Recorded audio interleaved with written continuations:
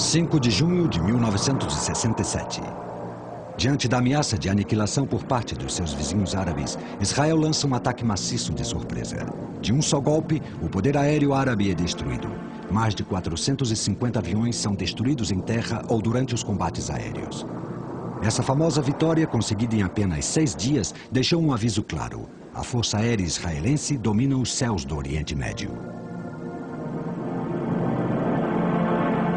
Tudo sobre aviões de combate. O poderio aéreo de Israel.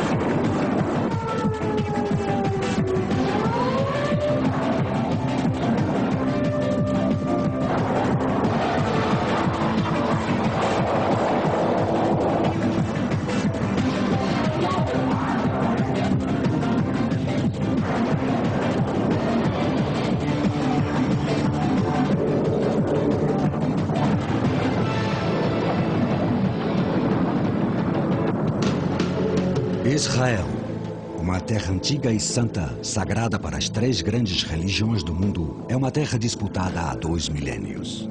O moderno Estado de Israel tem 50 anos de idade.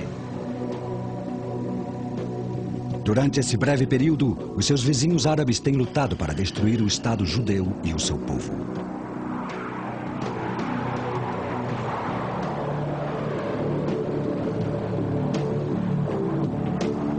Como ponta de lança da defesa de Israel, sempre que o destino da nação esteve suspenso por um fio, se encontra o escudo de Davi, a Força Aérea Israelense, IAF. A IAF, que frequentemente se viu superada numericamente, entrou em ação constante em uma série de conflitos curtos e intensos, nos quais obteve resultados incríveis. Avião por avião e piloto por piloto, a moderna Força Aérea Israelense é sempre qualificada como a mais eficaz e letal do mundo. E, sem nenhuma dúvida, os seus pilotos são os mais experientes em combate. A indústria aeroespacial israelense produz equipamentos avançados que são capazes de competir com qualquer outro do mundo. E ainda assim, este assombroso poder aéreo teve um começo bastante humilde. Em 1947, as Nações Unidas proclamaram a divisão da Palestina em 2 estados. Um para os judeus e outro para os palestinos. Mas os árabes se opuseram veementemente a este plano. Espalhados e perseguidos por todo o mundo, os judeus sonhavam há séculos com uma pátria própria. Isto se tornou realidade em maio de 48, quando o líder de Israel, David Ben-Gurion, declarou a independência do novo Estado de Israel. Mas para os árabes, isso significava apenas uma coisa: a guerra.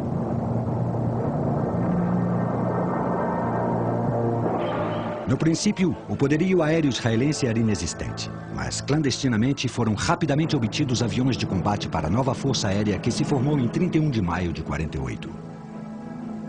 Os Spitfire, os Bf-109 de fabricação tcheca, os Mustang e até bombardeiros pesados B-17 viraram a mesa contra os árabes.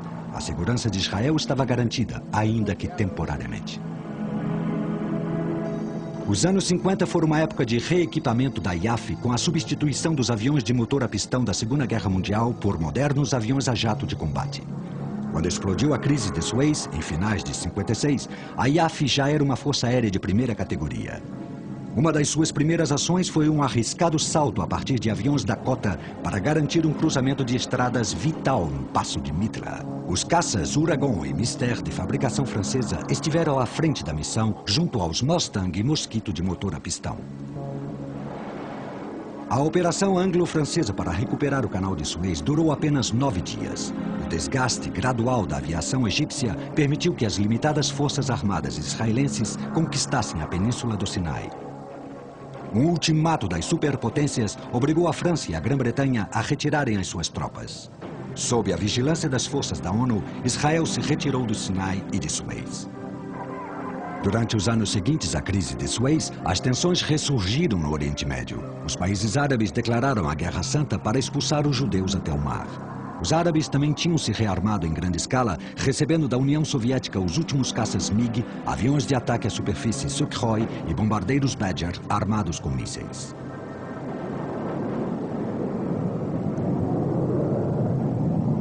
Em meados de 67, as tropas egípcias e sírias se concentraram nas fronteiras, prontas para atacar.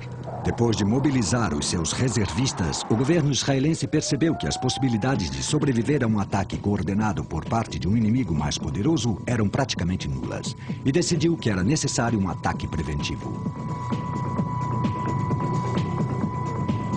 No dia 5 de junho, todas as bases de Israel se preparavam para lançar esse ataque preventivo que destruísse ao seu pior inimigo, a Força Aérea Egípcia.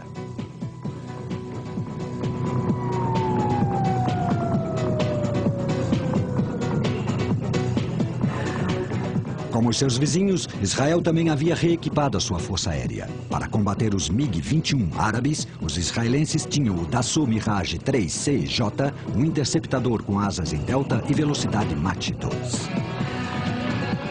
Como linha de frente do ataque, contavam com os aviões de ataque à superfície Super Mystère, que recebiam o apoio do Sud Aviation Vautour, o seu principal avião de ataque a longa distância.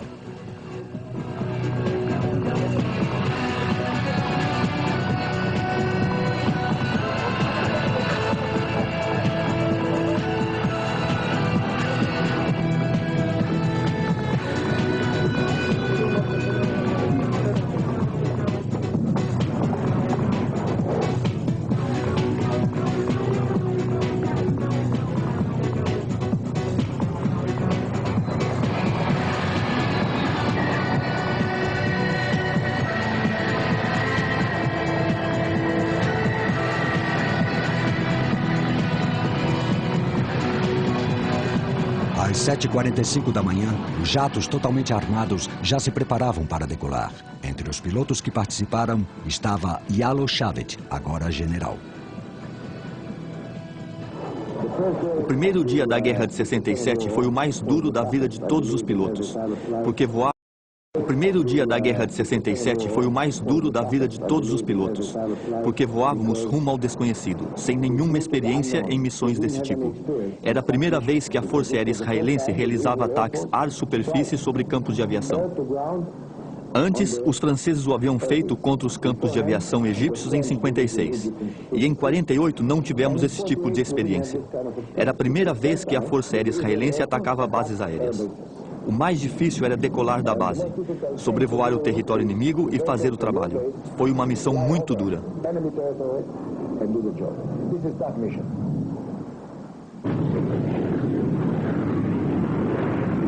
O ataque foi composto de 3 incursões, cada uma com 40 Super Mystère e Mirage 3. Aproximando-se a coberto dos radares egípcios, conseguiram uma surpresa quase total contra os campos de aviação.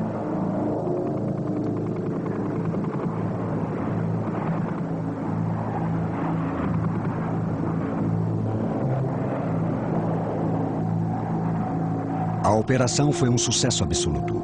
Em poucas horas, 304 dos 419 aviões egípcios estavam reduzidos a destroços fumegantes ou estavam totalmente danificados, sem possibilidade de reparação. A capacidade da IAF para realizar um grande número de saídas num espaço curto de tempo fez com que a inteligência árabe acreditasse que os israelenses atacavam em grande número. Na verdade, este êxito foi devido às equipes de terra da IAF, que preparavam rapidamente os aviões para uma nova saída, rearmando-os e reabastecendo-os em menos de 8 minutos.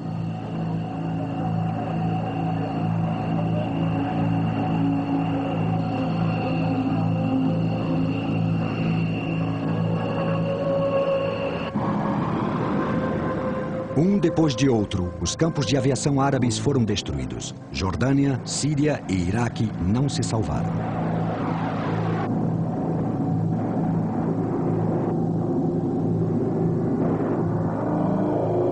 63 caças iraquianos e sírios foram abatidos.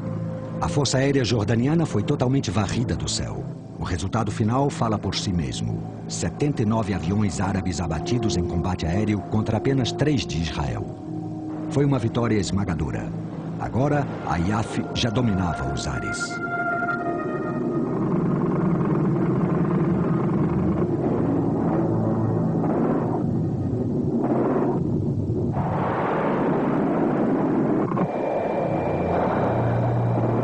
Depois de estabelecer a superioridade aérea, a IAF centrou rapidamente a sua atenção na destruição das forças terrestres árabes. Inclusive, os Fauga Magister, que eram normalmente usados como aviões de treinamento, entraram em serviço como aparelhos de ataque à superfície.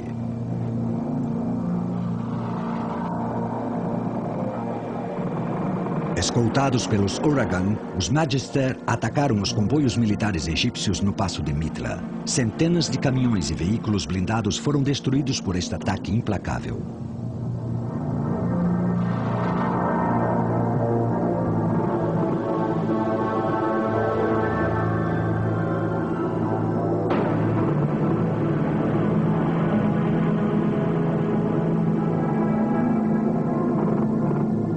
Depois do assalto, centenas de armações retorcidas e queimadas de caminhões e tanques ficaram espalhadas pelo deserto. Um grande número de soldados egípcios foi capturado.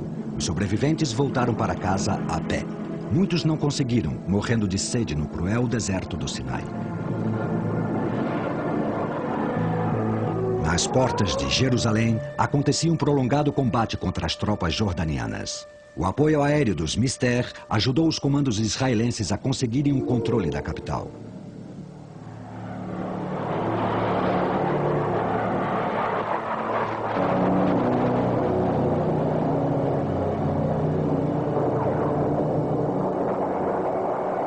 Quando finalmente foi assinado o armistício, em 10 de junho, estava claro que Israel havia conseguido uma vitória espetacular. Um triunfo devido principalmente à sua força aérea. Os árabes haviam perdido 450 aviões e 500 tanques, 70% da sua máquina de guerra. Mas Israel também sofreu baixas. 46 aviões perdidos, 737 soldados mortos e mais 2.500 feridos. Nos conta o general Yalo Shavid. O efeito da guerra sobre os nossos vizinhos árabes foi que todos ficaram assombrados pelo que uma força aérea podia fazer a outras forças aéreas. Eles trouxeram mísseis da Rússia e assim começou a guerra do esgotamento. Queriam colocar os mísseis no canal de Suez e a força aérea israelense os impediu.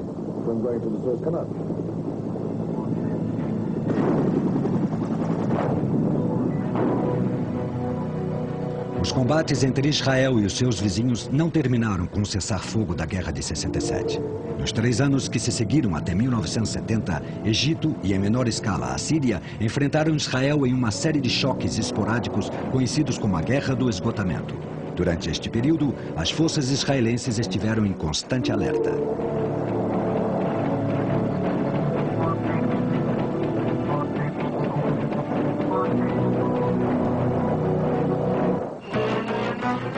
O poder aéreo tinha sido a chave do sucesso da máquina de guerra israelense durante as recentes hostilidades, e os árabes acreditavam que, desgastando a IAF em uma guerra de esgotamento, as defesas aéreas israelenses seriam debilitadas e ficariam perigosamente vulneráveis a ataques futuros.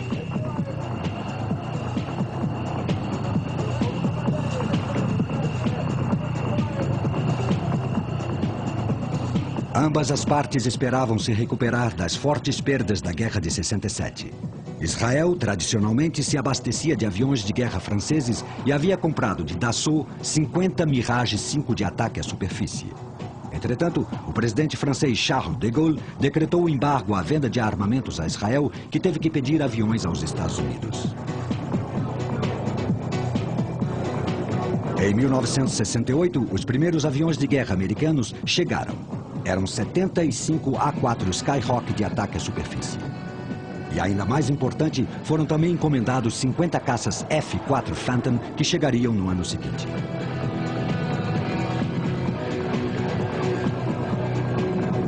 A Assim equipada, a IAF realizou uma série de ataques a longa distância, penetrando no território egípcio contra quartéis militares, acampamentos de treinamento de terroristas e postos de artilharia. Também foram realizados ataques de penetração profunda com comandos transportados por helicópteros, como os RIU e S-65 norte-americanos, que substituíram os obsoletos S-58.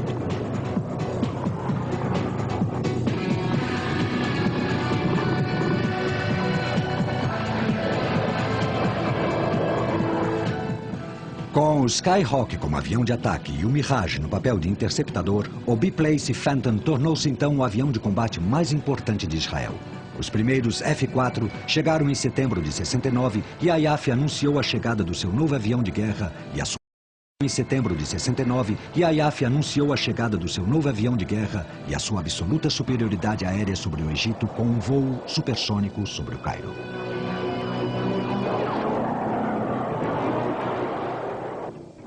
Também ocorreram combates esporádicos entre caças Phantom e Mirage da IAF e caças MiG egípcios, tripulados em algumas ocasiões por pilotos soviéticos. Quando se chegou a um cessar-fogo em agosto de 70, as baixas árabes chegavam a 113 aviões, comparados a apenas 35 de Israel. O Egito continuou a se rearmar em grande escala com armas de fabricação soviética. O objeto de maior preocupação para a IAF era agora a enorme rede de defesa aérea do Egito, fornecida pela União Soviética e estabelecida durante a Guerra do Esgotamento. Foram empregados enormes esforços para obter informações sobre os radares e a sua localização. Um golpe importante aconteceu quando, em finais de 69, comandos israelenses capturaram intacto um sistema Bar-Lock para analisá-lo em detalhe.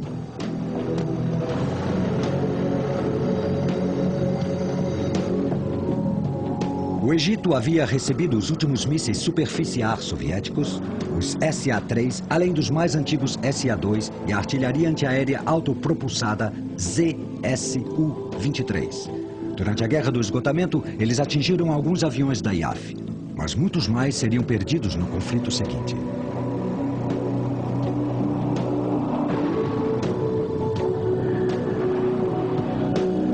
Em 6 de outubro de 73, enquanto Israel comemorava a festa do Yom Kippur, o Dia do Perdão, o Egito e a Síria lançaram um ataque maciço simultâneo com blindados em duas frentes.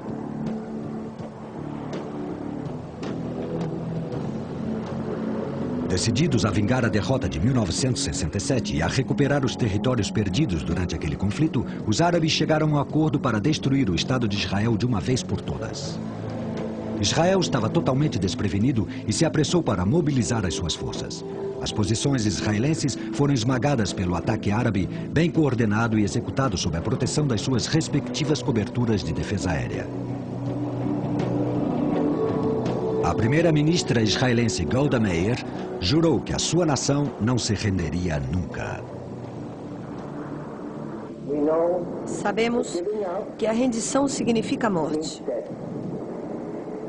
Significa a morte da nossa soberania e a destruição física de todo o nosso povo. Não nos deixaremos destruir.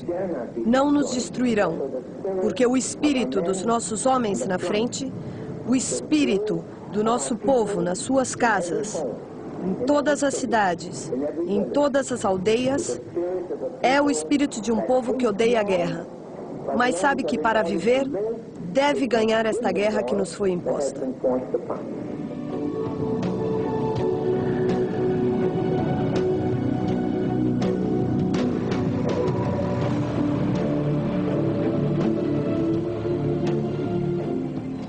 A chegada do último míssil superficiar soviético, o SA-6 Genfu, demonstrou ser o pior inimigo da história da IAF.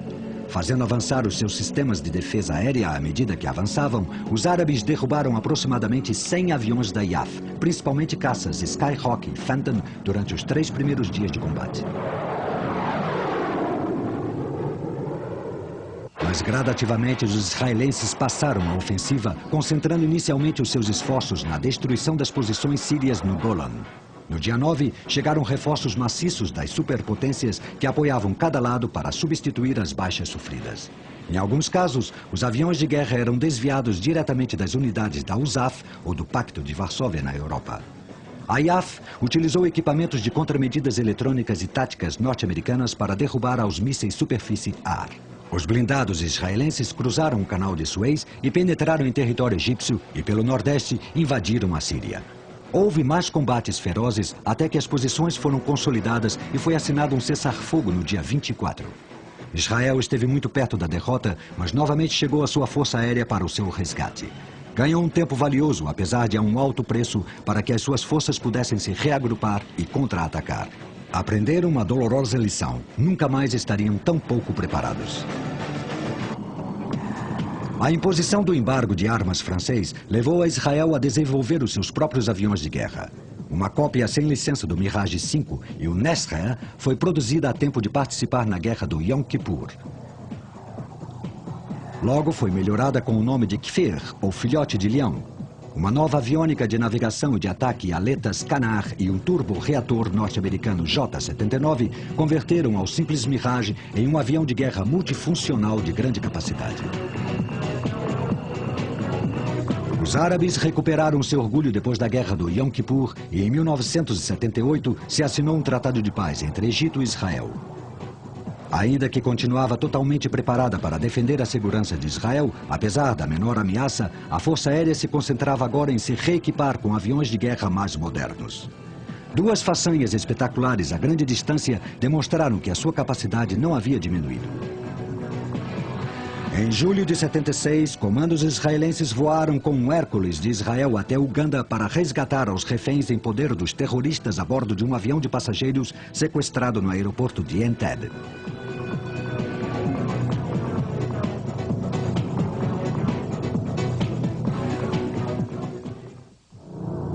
5 anos mais tarde, a IAF destruiu espetacularmente a central nuclear iraquiana de Uzirak, perto de Bagdá.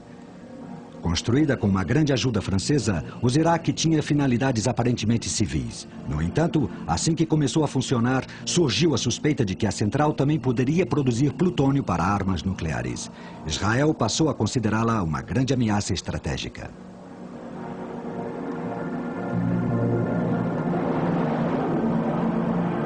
No dia 7 de junho de 81, 8 F-16 recém-comprados, escoltados por F-15, partiram para destruir o reator.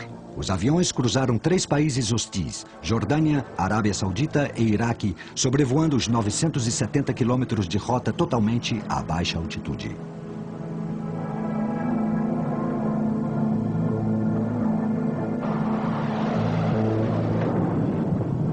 O ataque em si não durou mais de 2 minutos. Cada Falcon lançou seu par de bombas de 800 quilos sobre o alvo, a cúpula do reator. A central foi totalmente destruída. A distância do alvo era muito superior à capacidade que se supunha dos F-16, mas uma outra vez a IAF demonstrou que os seus críticos estavam equivocados.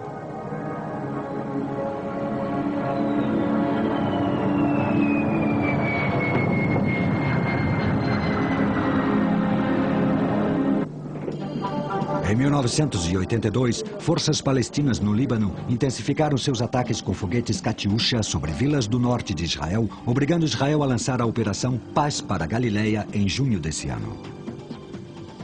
O objetivo da invasão maciça era afugentar os palestinos do sul do Líbano, uma operação à qual a Síria se opunha totalmente.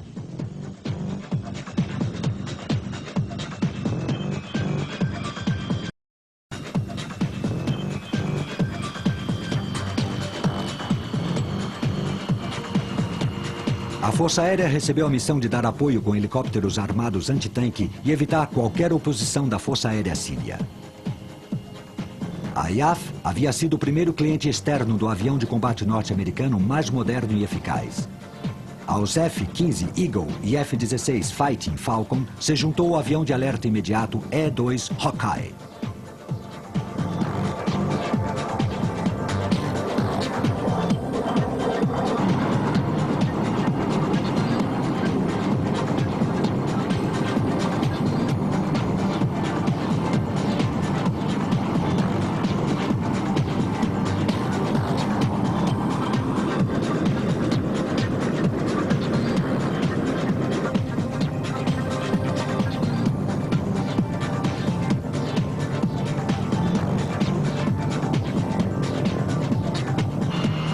Força Aérea Israelense enfrentava o modelo de avião de guerra de fabricação soviética mais capacitado, o MiG-23 Flogger.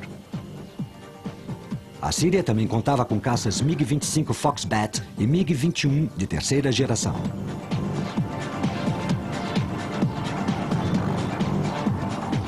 O Kfir havia sido constantemente aperfeiçoado e agora estava em serviço seu modelo mais avançado, o C-7.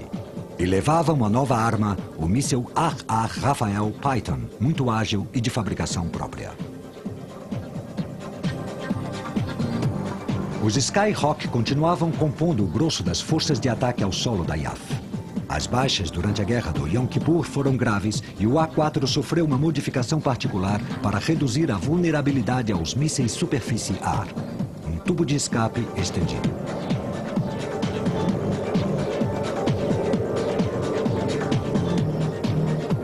Até a chegada dos F-16, o Douglas Scooter havia sido o avião mais manobrável do inventário israelense.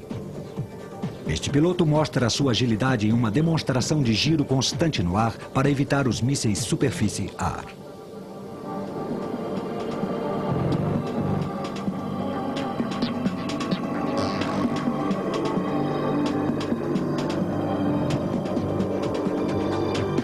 Com os E-2 proporcionando o controle e comando e também alerta imediato sobre a atividade dos caças sírios, a IAF tinha uma vantagem clara desde o princípio.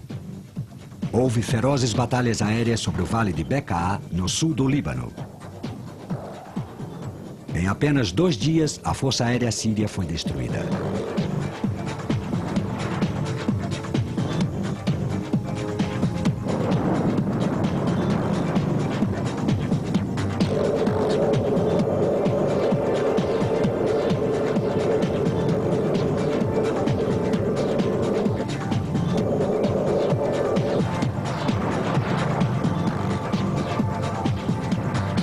Os resultados foram difíceis de acreditar. 85 MiG-21 e 23 foram abatidos contra nenhum caça israelense. Era a confirmação definitiva da superioridade da IAF.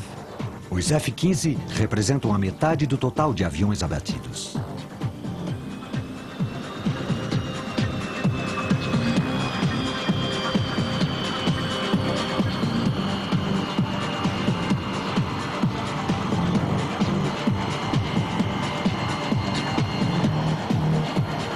Em 1985, os F-16 realizaram outro ataque a longa distância, desta vez destruindo os quartéis da OLP em Tunis.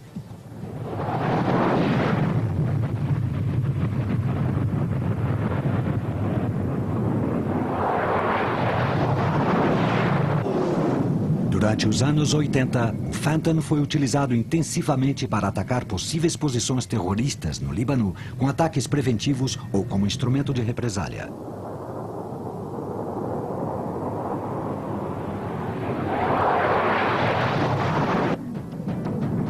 Os pilotos israelenses há muito tempo têm sido considerados entre os melhores do mundo. Muito profissionais, preparados e, sem dúvida, os que têm mais experiência em combate. O que se exige para ser um membro desta força de elite?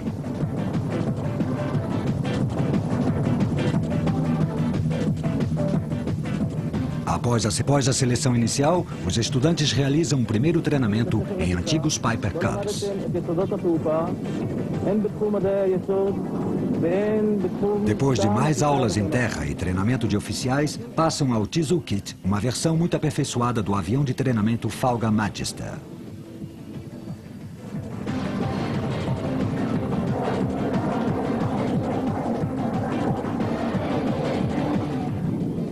Uma vez passada a seleção e depois de serem condecorados, os jovens pilotos da IAF são destinados a um esquadrão operacional daquela que é uma das forças aéreas mais formidáveis do mundo. Como em qualquer força aérea, os caças são o objetivo principal.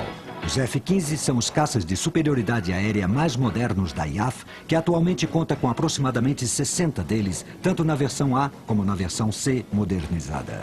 São esperados para breve biplaces de ataque de grande raio de ação F-15I.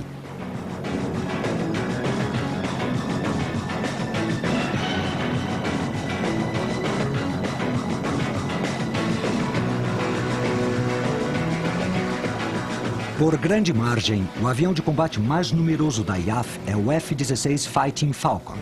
Os primeiros F-16A, conhecidos como NETs, Falcão, cumprem o papel de defesa aérea.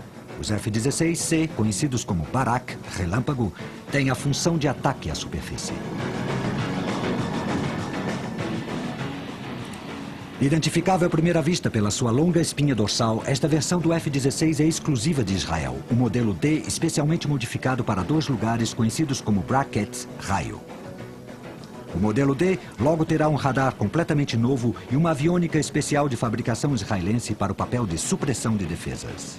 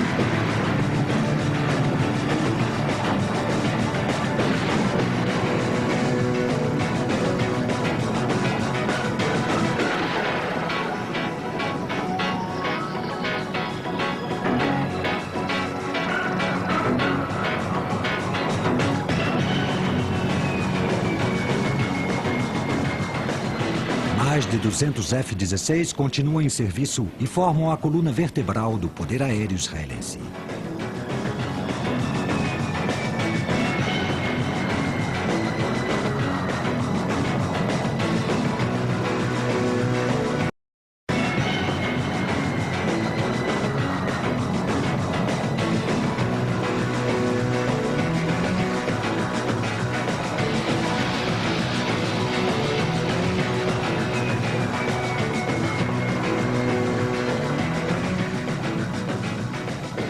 Apesar da força de Kfir ter sido reduzida a apenas 2 esquadrões de primeira linha, este modelo continua desempenhando uma função vital. Sabe-se que muitas naves estão nos hangares e equipariam aos esquadrões de reserva em caso de guerra. Os Kfir remanescentes continuam sofrendo diversas modificações e melhorias para aumentar a sua capacidade.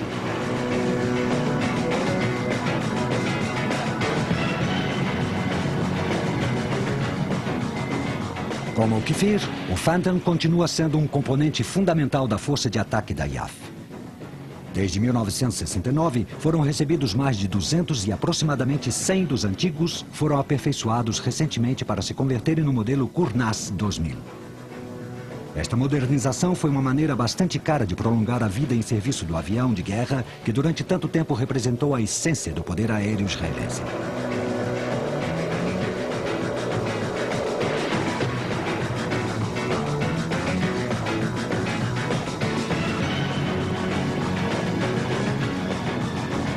Completando a força de ataque está um esquadrão operacional de Skyhawk e outros estão em armazenagem ativa como reserva para uma emergência de guerra.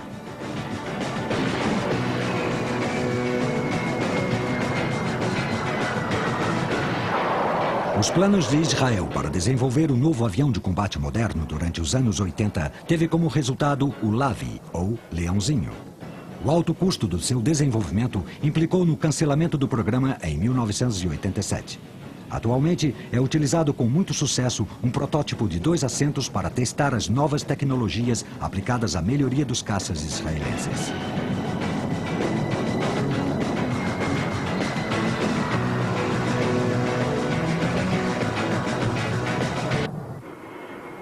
Os Boeing 707 ainda estão em serviço como aviões-tanque e também como plataformas de espionagem, postos de comando e outras especialidades eletrônicas.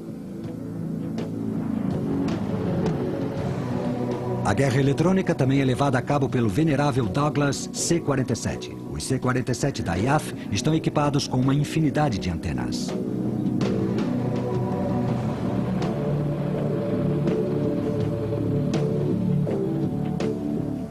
Importados pela primeira vez em 1971, os Hércules continuam sendo o principal avião de transporte aéreo da IAF.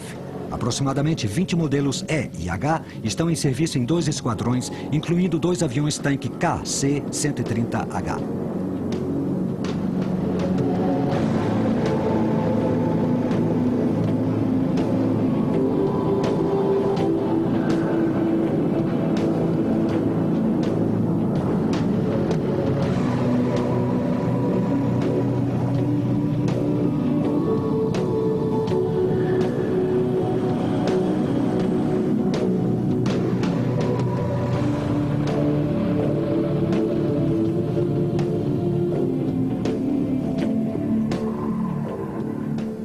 Os helicópteros desempenham um papel essencial nas operações da IAF e realizam várias funções. Começaram a se destacar durante a guerra de Yom Kippur e demonstraram seu valor durante as operações no Líbano.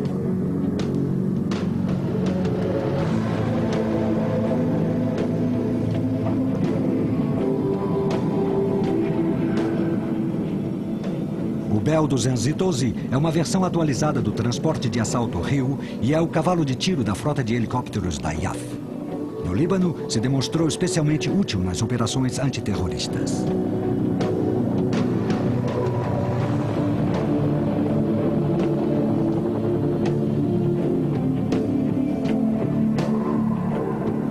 Durante a revolta da Intifada e nas suas habituais tarefas de policiamento, a IAF utiliza os helicópteros como postos de observação aérea para coordenar as operações terrestres.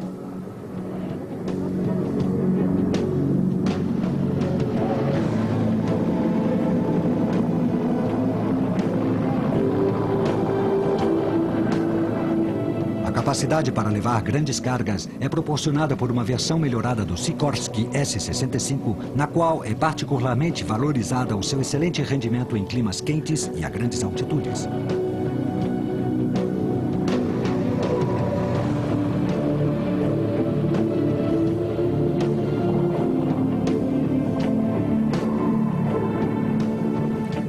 O helicóptero armado AH-1 Rio Cobra é utilizado em apoio aéreo às forças de terra e em missões antitanque.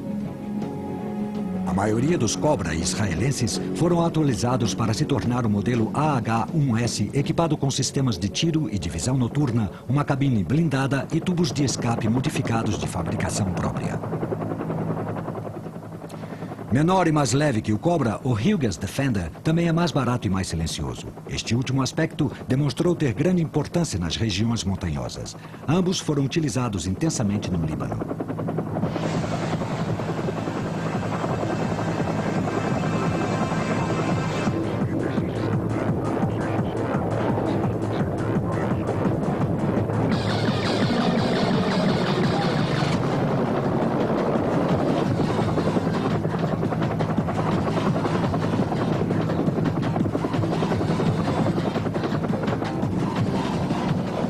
A Força de Helicópteros da IAF recebeu recentemente um aumento importante da sua potência de fogo com a chegada de mais de 40 helicópteros armados Apache que complementarão os Cobra.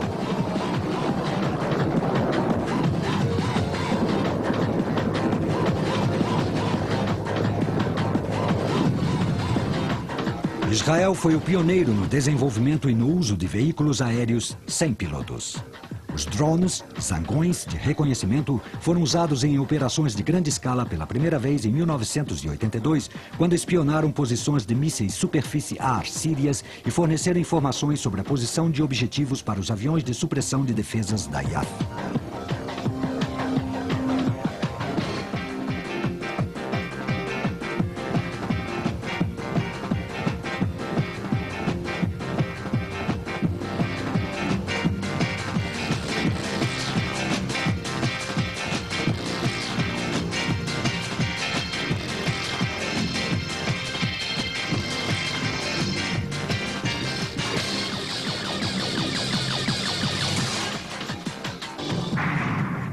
Desde a sua formação, a Força Aérea Israelense tem estado inexoravelmente ligada à própria sobrevivência do Estado de Israel.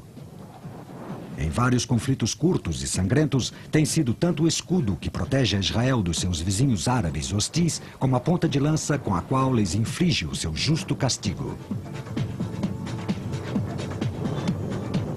Equipada com os aviões de combate mais avançados do mundo, a IAF continua defendendo e preservando a segurança de Israel.